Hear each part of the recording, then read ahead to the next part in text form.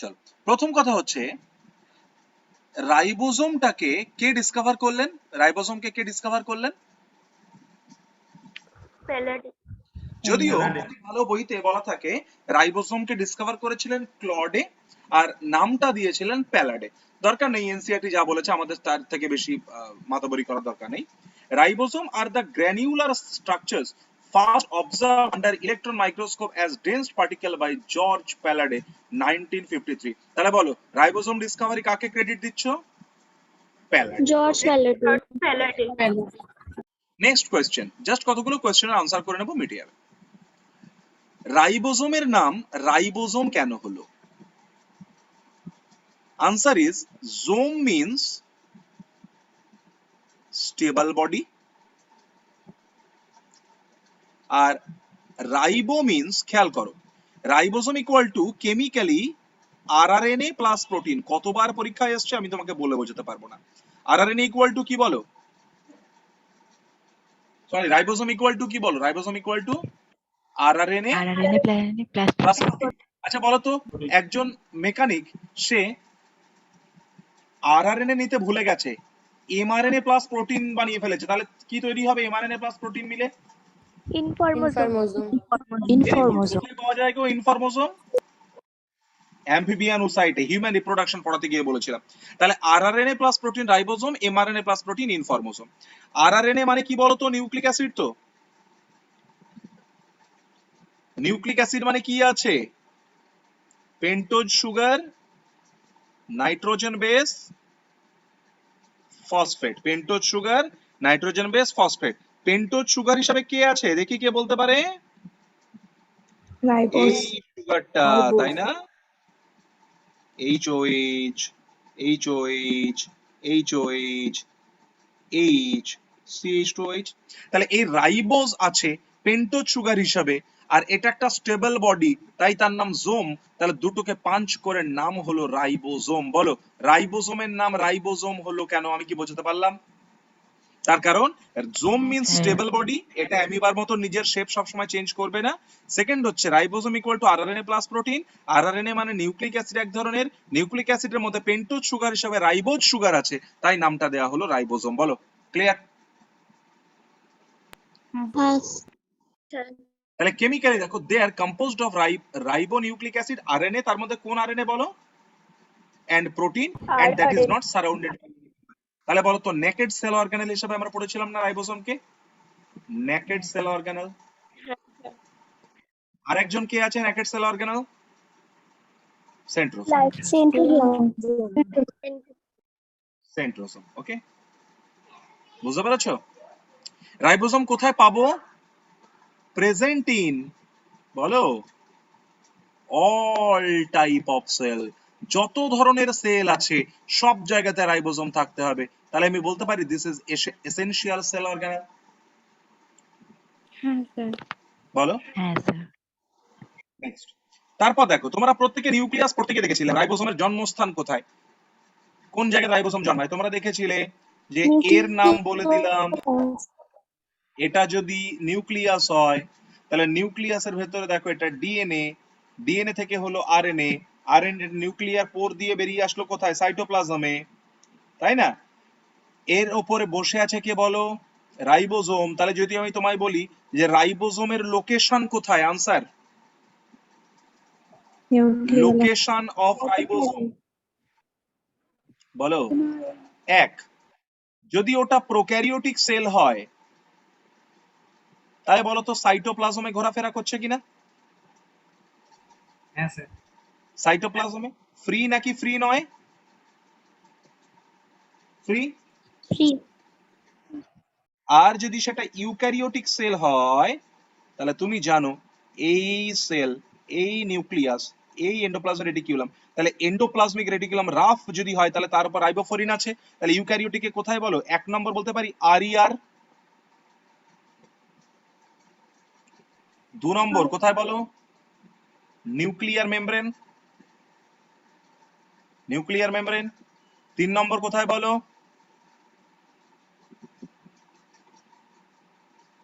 বলো কি গো? Plasma. Plasma membrane. 4 বলো, এটা যদি মাইটোকন্ড্রিয়া হয় তাহলে মাইটোকন্ড্রিয়ার মধ্যে হবে, বলো হ্যাঁ স্যার। মাইটোকন্ড্রিয়া। 5 বলো, প্লাস্টিড প্লাস্টিড। হবে, প্লাস্টিড। প্লাস্টিড। ক্লোরোপ্লাস্টের মধ্যে। ক্লিয়ার? তাহলে ইউক্যারিওটিক সেলে দেখো কোশ্চেন কিভাবে ফ্রেম করবে, ribosome are found in, 1 number option আরিয়ার, 2 nuclear membrane, 3 plasma membrane, 4 mitochondria, 5 plastid, 6 cytoplasm, 7 সবগুলো। আনসার সবগুলো। তবে সবগুলো। প্রোক্যারিওটিক সেলে মেজরিটি আমরা কোথায় পাবো? প্রোক্যারিওটিক সেলে সাইটোপ্লাজম। সাইটোপ্লাজমে। ধরো ইউক্যারিওটিক সেলে মেজরিটি কোথায় আছে? আরিয়ারে তো। তাহলে আরিয়ারের মধ্যে বলো তো এটা যদি থাকে তাহলে এটা কি ফ্রি আছে নাকি এটা কারোর সঙ্গে অ্যাটাচড আছে? অ্যাটাচড আছে। Attached by ribophorin. কোন জায়গাতে? এন্ডোপ্লাজম। ইন আরিয়ার। আরিয়ারের সঙ্গে রাইবোফোরিন দিয়ে অ্যাটাচ করা আছে। মনে পড়ছে? হ্যাঁ Okay. স্যার। যখন তুমি প্রোক্যারিওটিক সেলে যাবে, মন দিয়ে শুনবে, যখন তুমি প্রোক্যারিওটিক সেলে যাবে তখন প্রোক্যারিওটিক সেলে খেয়াল করবে, এই হলো তোমার প্রোক্যারিওটিক সেল। তাহলে বলো তো মাঝখানে কোনো নিউক্লিয়ার মেমব্রেন থাকবে না? হ্যাঁ স্যার। তাহলে এখানে ধরো এইটা আছে ডিএনএ, সার্কুলার ডিএনএ। এই ডিএনএ থেকে আমরা কি বানালাম বলো? এমআরএনএ। এমআরএনএ, তাই না? এখানে বলো তো রাইবোসোম গুলো, এখানে রাইবোসোম গুলো ফ্রি আছে নাকি কেউ আটকে রেখে দিয়েছে? ফ্রি আছে। আছে বলে। তাহলে খেয়াল করো, প্রোক্যারিওটিক সেলে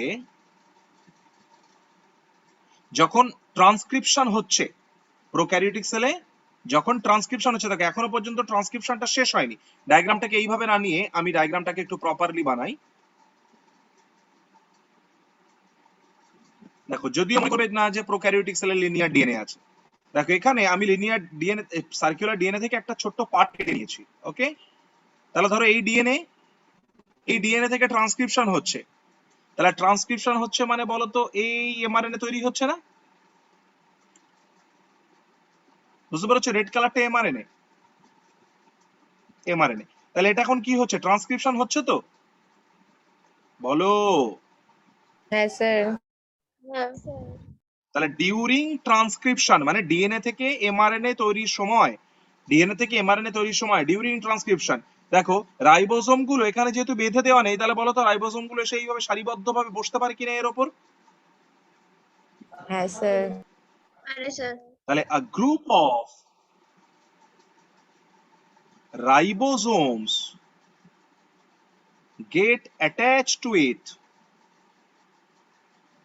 the newly formed mRNA, newly formed mRNA. Okay, কিসের জন্য? টার্গেট কি? এক, বলো তো টার্গেট এক হচ্ছে প্রোটিন সিনথেসিস করাবে এখান থেকে।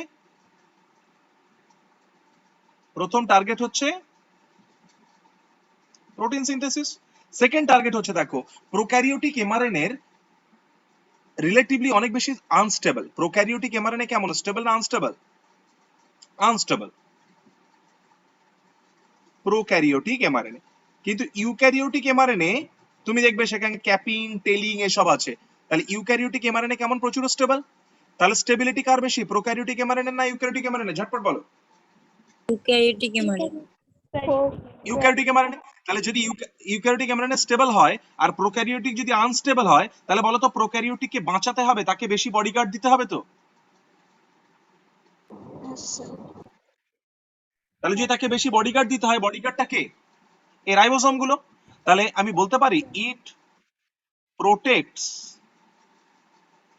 mRNA from endonuclease enzyme. Endonuclease কি করে? ও এমআরএনএ কে এবং ডিএনএ কে মাঝখান থেকে কেটে দিতে পারে। তাহলে রাইবোনিউক্লিয়াস বলতে পারি। এন্ডোনিউক্লিয়াসটা কেমন কেমন বলো? রাইবোনিউক্লিয়াস, তাই না? রাইবোনিউক্লিয়াস মানে আরএনএ কে ভেঙে দিতে পারে। তাহলে আরএনএ কে যদি ডাইজেস্ট করে ফেলতে পারে, তাহলে সেই এন্ডোনিউক্লিয়াসের হাত থেকে বলো তো প্রোটেক্ট করছে কিনা এই রাইবোসোম গুলো? কথা বলো প্লিজ। এই প্রোক্যারিওটিক সেল, মনে রাখবে প্রোক্যারিওটিক সেলে এইটা ডিএনএ, দেখো এখান থেকে আমরা তৈরি করছি এমআরএনএ, এই এমআরএনএ তৈরি হচ্ছে। তাহলে এখনো কি এমআরএনএ সিনথেসিস শেষ হয়েছে? না না স্যার। স্যার। বলো তো রাইবোসোম বসে পড়েছে, তো এর উপর রাইবোসোম বসে পড়েছে, প্রোটিন সিনথেসিস করছে এবং তাকে প্রোটেকশন দিচ্ছে। তাহলে আমরা প্রোক্যারিওটিক এরকম একটা স্টেটমেন্ট নিতে পারি, দেখো তো, in prokaryote protein synthesis starts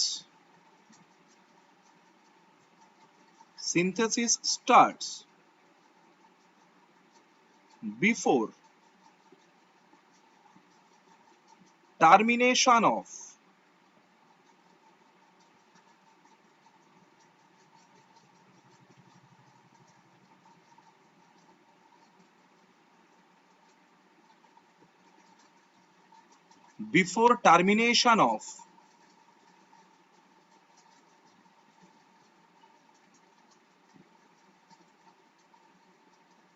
transcription.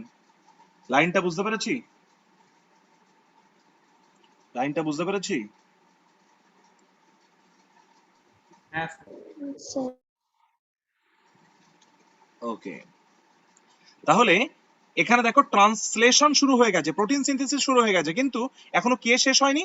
Transcription শেষ হয়নি। তাহলে এই যে স্টোরিটা দেখো, আমি আবার বলি, প্রোক্যারিওটিক সেলে ট্রান্সক্রিপশনের সময় a group of ribosome get attached with the newly formed mRNA এবং তারা প্রোটিন সিনথেসিসে হেল্প করছে। তার সঙ্গে সঙ্গে আরেকটা কি ফাংশন রান করছে বলো তো?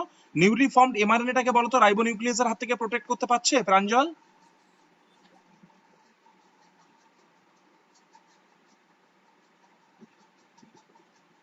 তাসনিন, অর্ঘ্য? হ্যাঁ স্যার।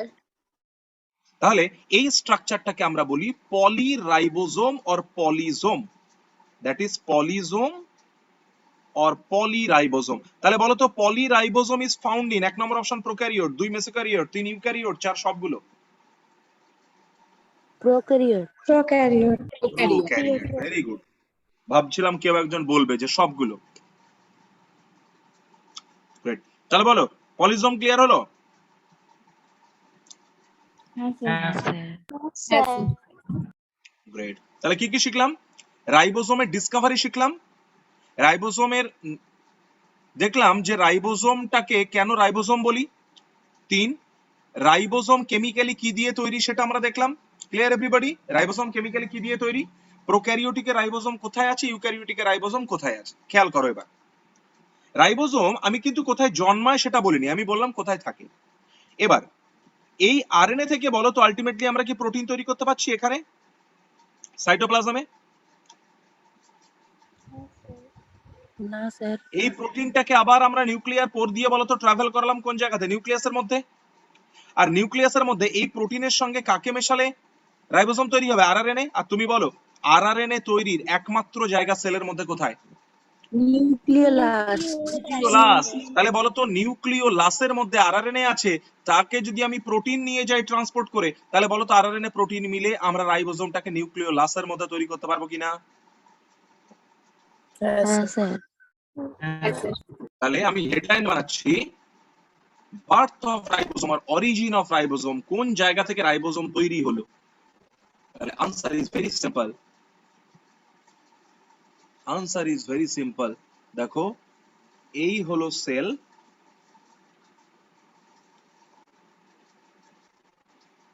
এই হলো তার বলো কি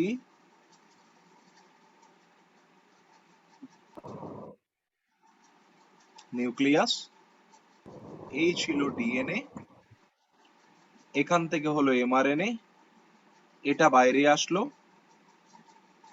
এখানে ইআর আছে, এখানে এর মধ্যে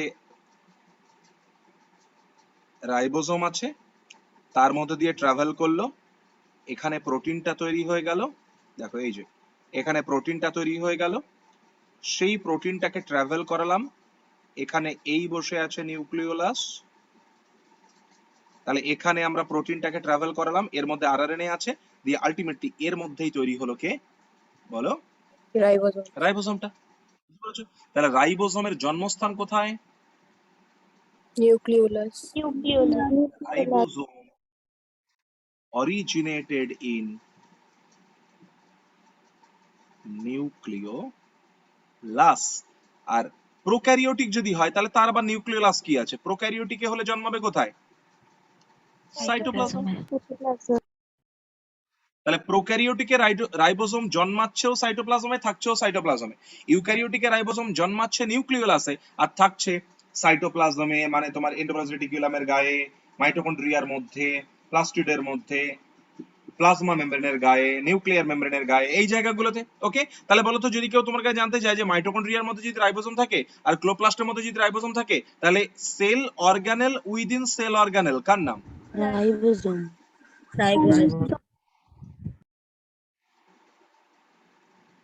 sell organelle within cell organelle ribosome. Essential cell organelle কার নাম? চলো এবার দেখো, আমরা যদি রাইবোসোমের ক্লাসিফিকেশন করি তাহলে রাইবোসোম কি দিয়ে তৈরি, বা সরি রাইবোসোমের কম্পোনেন্ট যদি বলি তাহলে কি কি দিয়ে তৈরি? আরএনএ প্রোটিন পেয়ে গেছি না? RNA protein. তুমি যদি টাইপ অফ রাইবোসোম দেখো, রাইবোসোম কি কি ধরনের? দুই রকমের, একটা হচ্ছে প্রোক্যারিওটিক রাইবোসোম বলছি, একটা ইউক্যারিওটিক রাইবোসোম বলছি।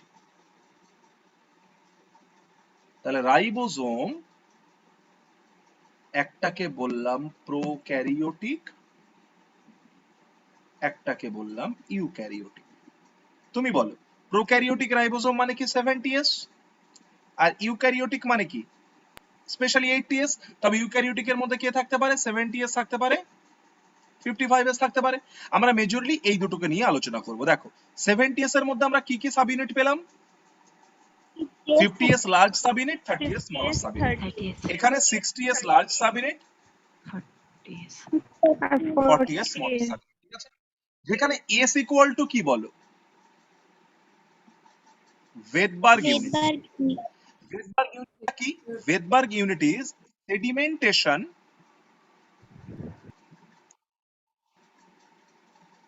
Coefficient. Svedberg unit is sedimentation coefficient. দেখো সেডিমেন্টেশন কোএফিসিয়েন্টটা কার উপর ডিপেন্ড করে জানো? দ্যাট ডিপেন্ডস অন ডেনসিটি, তাই না? That depends on. তাহলে ওয়েডবার্গ ইউনিট এটা ইকুয়াল টু এস। কেন? কারণ ওয়েডবার্গ সায়েন্টিস্টের নাম ছিল। ওয়েডবার্গ ইউনিটটা কি বলতো? That is sedimentation coefficient. মানে তুমি যদি রাইবোসোমাল সাবইউনিট গুলোকে টেস্ট টিউবে নিয়ে সিজিয়াম ক্লোরাইড সলিউশনে নিয়ে তুমি যদি তাকে সেন্ট্রিফিউজ করো, এরকম এই যে টেস্ট টিউবে তুমি তাদেরকে নাও, সাবইউনিট গুলোকে নিয়ে তুমি যদি তাদেরকে সেন্ট্রিফিউজ করো, তাহলে কে কত তাড়াতাড়ি, কে কত ফাস্টার রেটে সেডিমেন্টেশন করছে, তার পরিমাপটা হচ্ছে সেডিমেন্টেশন কোএফিসিয়েন্ট। বুঝতে পেরেছো? যেটা লার্জার সাব ইউনিট হবে, যার মলিকুলার ওয়েট বেশি হবে, বলো তো যার ডেনসিটি বেশি হবে, সে তত তাড়াতাড়ি সেডিমেন্ট করবে তো? Tell me. হ্যাঁ স্যার। আর যার যার সেডিমেন্টেশন কোএফিসিয়েন্ট যত কম, সে তত দেরিতে সেডিমেন্ট করবে। তাহলে বলো আমাকে এস ইকুয়াল টু কি? রাইবোসোমের এস ইকুয়াল টু কি? ওয়েডবার্গ ইকুয়াল টু কি? এটা কিসের উপর ডিপেন্ড করে? সেডিমেন্টেশন কোএফিসিয়েন্টের উপর। সেডিমেন্টেশন কোএফিসিয়েন্টটা কি? ডেনসিটি ডিপেন্ডেন্ট একটা প্যারামিটার। ওকে, কি বলতে চাইলাম তার মানে, আমরা রাইবোসোমের ইউনিট গুলোকে যদি সিজিয়াম ক্লোরাইড সলিউশনে নিয়ে আমরা যদি সেন্ট্রিফিউজ করি, তাহলে দেখবো যে কে কত তাড়াতাড়ি সেডিমেন্ট করছে। এটাই হচ্ছে সেডিমেন্টেশন কোএফিসিয়েন্ট। আইডিয়া পাওয়া গেল কার নাম সেডিমেন্টেশন কোএফিসিয়েন্ট? হ্যাঁ স্যার। এবার দেখো আমরা এই লার্জার আর স্মলার সাবইউনিট গুলোকে কেমন দেখতে খেয়াল করো। দেখো ওপরে এই একটা তোমার কাছে আছে লার্জার সাবইউনিট, ঠিক আছে, আর এই নিচে তোমার কাছে বসে আছে একটা স্মলার সাবইউনিট।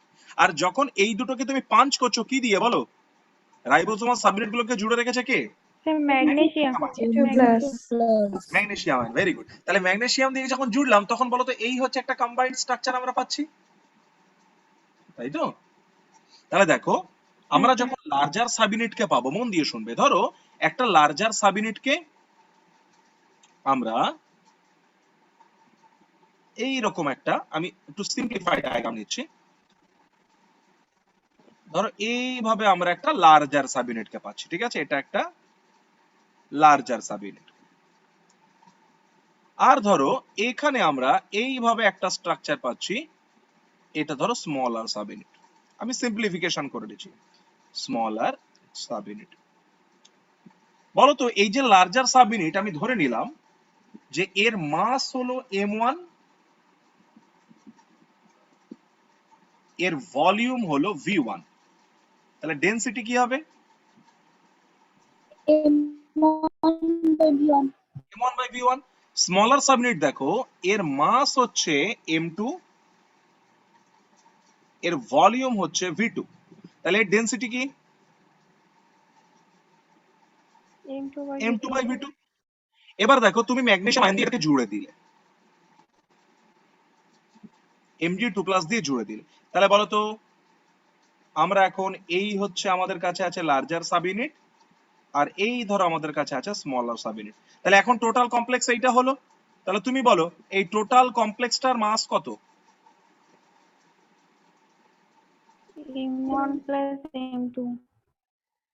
আর এই টোটাল কমপ্লেক্সটার ভলিউম কত V1 plus V2.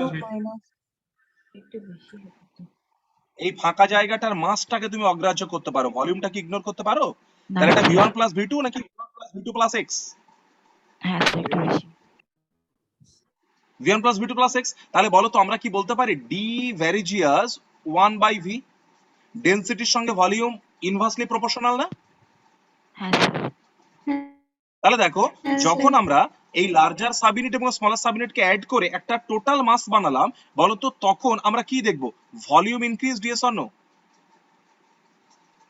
হ্যাঁ স্যার আর ভলিউম ইনক্রিজ করলে তখন ডেনসিটি কি হবে ডিক্রিজ করে ডেনসিটি ডিক্রিজ করলো আর ডেনসিটি যদি ডিক্রিজ করে তাহলে বলো তো ডেনসিটি ডিক্রিজড মানে কি আমরা কি বলতে পারি সেডিমেন্টেশন কোএফিশিয়েন্ট কমে গেল তার মানে হ্যাঁ স্যার সেডিমেন্টেশন কোএফিশিয়েন্ট কমে গেল মানে কি ভেদবার্গ ইউনিট কমে গেল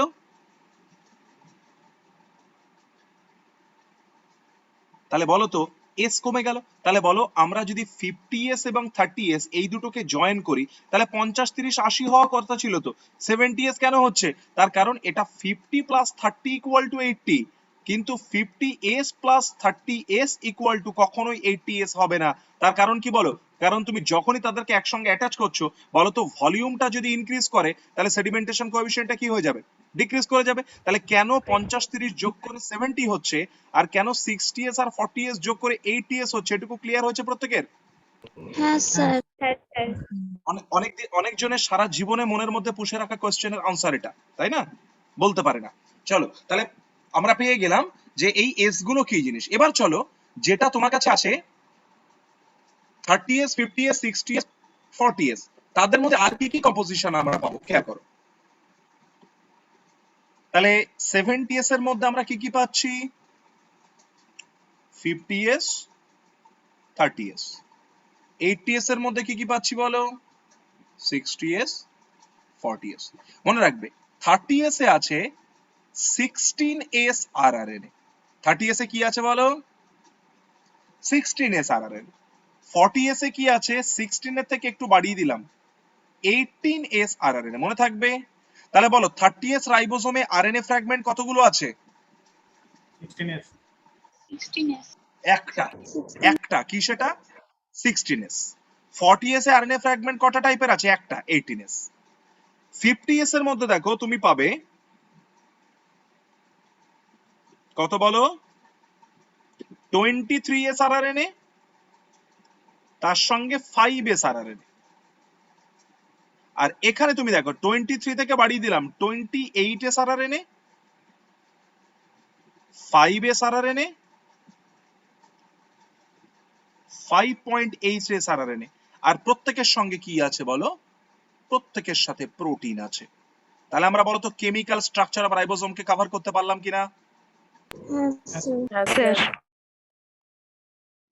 তাহলে রাইবোসোমের ক্লাসিফিকেশন রাইবোসোমের কেমিক্যাল নেচার সব জায়গাগুলো ক্লিয়ার প্রোক্যারিওটিক রাইবোসোম কোথায় ইউক্যারিওটিকে কোথায় জন্মাবে কোথায় ফাংশন কি পারফর্ম করবে পলিরাইবোসোম কি সব ক্লিয়ার হয়েছে বলো হ্যাঁ স্যার না স্যার নেক্সট আরেকটা জায়গা মনে রাখবে রাইবোসোমাল সাইটস স্যার সাউন্ড আসতে শুনতে পাচ্ছি না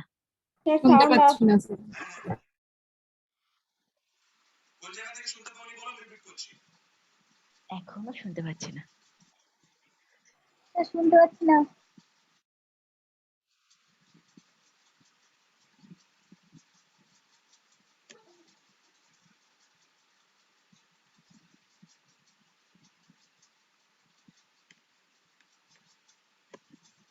পাচ্ছ শুনতে?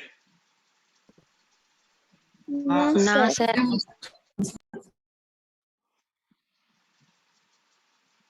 এখনো প্রপারলি শুনতে পাচ্ছ না? না স্যার।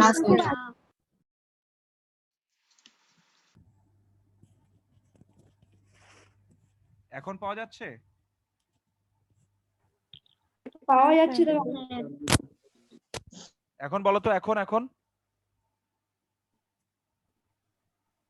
এখন হ্যাঁ, স্যার। ঠিক আছে।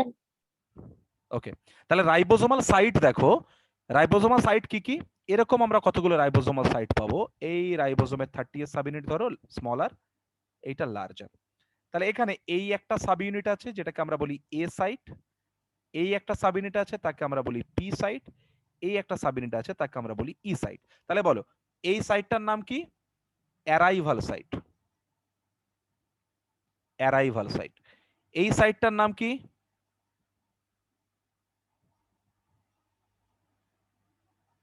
পেপটাইডাল সাইট। এই সাইটটার নাম কি বলো? Exit site. তাহলে রাইবোজোমের মধ্যে how many sites are there in ribosome? 3 sites are there, arrival site, peptidyl site and exit site. Clear everybody? Ribosomal sites কি কি ক্লিয়ার? হ্যাঁ হ্যাঁ স্যার। স্যার। হ্যাঁ স্যার। বলেছে অ্যারাইভাল, পেপটাইডাল আর এক্সিট। অ্যারাইভাল, পেপটাইডাল আর এক্সিট। দেখো, the eukaryotic ribosomes are 80s while the prokaryotic ribosomes are 70s. কথাটা পুরোপুরি সত্যি নয়, তুমিও জানো, তবু ঠিক আছে। each ribosome has two subunits, একটা লার্জার একটা smaller. the two subunits of 80s ribosome are 60s and 40s while of 70s এর মধ্যে you can have 50s and 30s। যেখানে s equal to Wedberg's unit stands for sedimentation coefficient, যেটা কি dependent? Density dependent. it is indirectly a measure of density and size। বোঝা গেল? বোঝা গেল? হ্যাঁ sir. both 70s and 80s ribosome are composed of two subunits। তাহলে তোমরা দেখলে যে 70s এর সাবইউনিট কি, 80s এর সাবইউনিট কি, আর এগুলোকে আমরা জুড়ে রেখেছি কি দিয়ে বলো? Subunit of ribosomes are attached by Mg magnesium. Ions. Magnesium. এবং বলো তো তোমরা প্রত্যেকে কি পলি রাইবোসোম ক্লিয়ার হয়েছে তোমাদের? পলি রাইবোসোম ক্লিয়ার? পলি রাইবোসোম স্যার। ওকে, চলো। সাইটোস্কেলেটন, an elaborate network of filamentous proteinaceous structure consisting of microtubules, microfilament and intermediate filament present in cytoplasm, collectively called as cytoskeleton। তাহলে সাইটোস্কেলেটনের মধ্যে কি কি কম্পোজিশন আছে বলো? একটা হচ্ছে মাইক্রোটিবিউল, একটা হচ্ছে মাইক্রোফিলামেন্ট, আর হচ্ছে ইন্টারমিডিয়েট ফিলামেন্ট। মোটামুটি এই দুজনের কম্পোজিশন জেনে রাখবে। Microtubule is composed of tubulin protein. Microtubule কি দিয়ে তৈরি বলো? Tubulin protein. আর মাইক্রোফিলামেন্ট কি দিয়ে তৈরি বলো? Actin protein. Microtubule, tubulin protein, microfilament, actin protein. তাহলে সাইটোস্কেলেটন কম্পোজিশন কি কি বলো? মাইক্রোটিবিউল, মাইক্রোফিলামেন্ট এবং ইন্টারমিডিয়েট ফিলামেন্ট। সাইটো মানে বুঝতে পারছো সেল। আমাদের বডির স্কেলিটনকে, আমাদের বডির শেপটাকে কে বজায় রাখে? বোন। তাহলে সেলের মধ্যে বোন লাইক যে স্ট্রাকচারটা, সেটাকে আমরা বলছি সাইটোস্কেলেটন। The cytoskeleton in a cell are involved in many functions such as mechanical support, motility, maintenance of the shape of the cell। তাহলে বলো সাইটোস্কেলেটন থেকে লাভ কি আছে? সাইটোস্কেলেটন থেকে লাভ কি আছে বলো? মেকানিক্যাল সাপোর্ট প্রোভাইড করে, মোটিলিটি প্রোভাইড করে এবং সেলের শেপটাকে মেইনটেইন করে। ঠিক আছে, সেলের শেপটাকে মেইনটেইন করে। ওকে, সেলের শেপটাকে মেইনটেইন করে।